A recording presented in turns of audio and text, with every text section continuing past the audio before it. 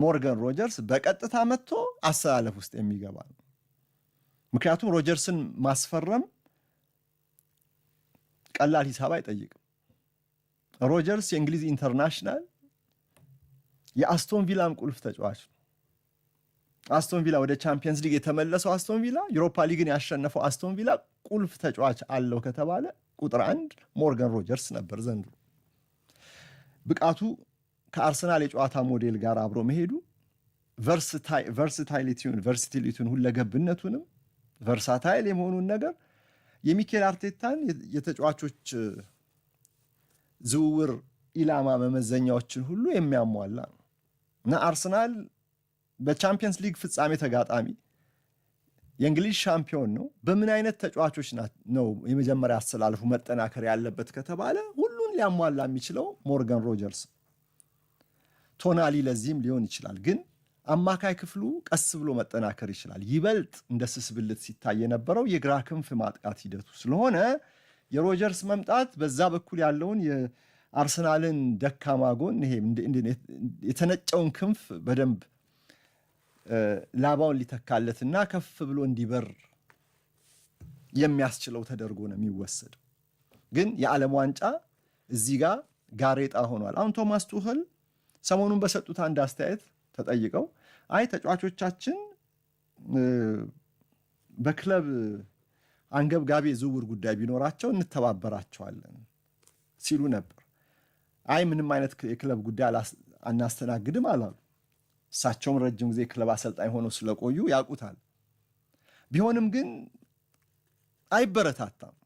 ተጫዋቾች አሁን በዝውውር ድርድር መካከል ያለውን ሀሳብ በታኝ የሆነ የፉትቦል ፖለቲካ ስማቸው እንዲነሳውን በዚህ ሰዓት አይፈለግም። ትኩረታቸውን ዓለም ዋንጫ ላይ ማድረግ ነው የሚፈልጉት እና ፕሮፌሽናል የሆነ አእምሮ ያለው እግር ኳስ ተጫዋችም ይሄንን ይደግፋል።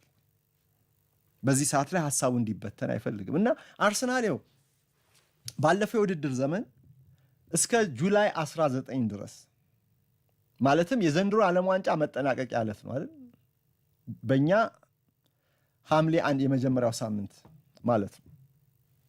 የመጀመሪያው ሳምንት እንደተጠናቀቀ ሁለተኛው ሳምንት መግቢያ አካባቢ ጁላይ 19 ድረስ ባለፈው ክረምት 4 ተጫዋቾችን አዘዋውሮ ነበር። የዙቢሜንዲን፣ የኬፓ አሪዛባላጋን፣ የኑኖ ማድዌኬን፣ የክሪስቲያን ኖርጋርድን ዝውውር ያጠናቀቀው ከጁላይ 19 በፊት ነው። እንግዲህ ዓለም ዋንጫ እስኪጠናቀቅ ይጠበከተዋል። የእንግሊዝ ብሔራዊ ቡድን በተለይ እስከ ፍጻሜ ድረስ መሄድ ከቻለ እዚህ ጋር የሞርጋን ሮጀርስ ጉዳይ ሊዘገይ ይችላል ማለት ነው።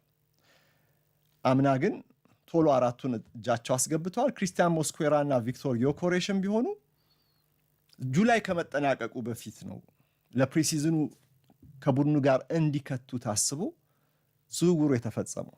6ቱ ተጫዋቾች ኦገስት ሳይገባ አርሰናል ገብተዋል እና አሁን ዘንድሮ ግን ይሄ ድል ላይኖር ይችላል ተብሎ ይታሰባል። እርግጠኛ መሆን አይቻልም። ስለዚህ ነው አሁን የዓለም ዋንጫ ባይኖር ኖሮ የነ ሞርጋን ሮጀርስ ዝውውር ጉዳይ ቁርጡን እናቅ ነበር። አሁን አስቶን ቪላ መሸጥ ይፈልጋል ተጫዋች፣ ግን በእርግጥ ሞርጋን ሮጀርስን መሸጥ ይፈልጋሉ የሌላ ጥያቄ ነው። ነገር ግን መሸጥ ይፈልጋል የምንለው ከፋይናንስ ደንብ አንጻር አስቶን ቪላ ሂሳቡን ለማስተካከል ከሚያደርገው ጥረት አንጻር ነው እና እንደ ሞርጋን ሮጀርስ ያለ ተጫዋች ግን መሸጥ ከተቻለ ደግሞ ከፍ ያለ ዋጋ ስለሚያወጣ ለአስቶን ቪላ የሚሸፍነው ቀዳዳ በርከት ያሉ ተጫዋቾች ከመሸጥ አንድ ተጫዋች ሸጠህ ነገሩን ማስተካከል የተሻለ ነው በሚለው መርህ ሊሄዱ ይችላሉ። ግን ዓለም ዋንጫ ስላለ አሁን የሮጀርስ ድርድር ጉዳይ ሊዘገይ ይችላል። ቢሆንም ግን አርሰናል ከሁሉም ቅድሚያ የሰጠው እጩ ፈራሚ ነው ሞርጋን ሮጀርስ ከሁሉም። ከዛ በኋላ ነው የነ አልቫሬዝ በሉ ቦአዲ ወይም ቶናሊ በሉ XYZ የእነርሱ ጉዳይ ሊታይ የሚገባው። ግን ከዓለም ዋንጫ ውጭ የሆኑ ተጫዋቾች ከዛ በፊት ግን ድርድር ቢደረግባቸው አይግረማችሁ። እነሱ ከመግባታቸው በፊት ሮጀርስ አይገባም የሚል አይደለም።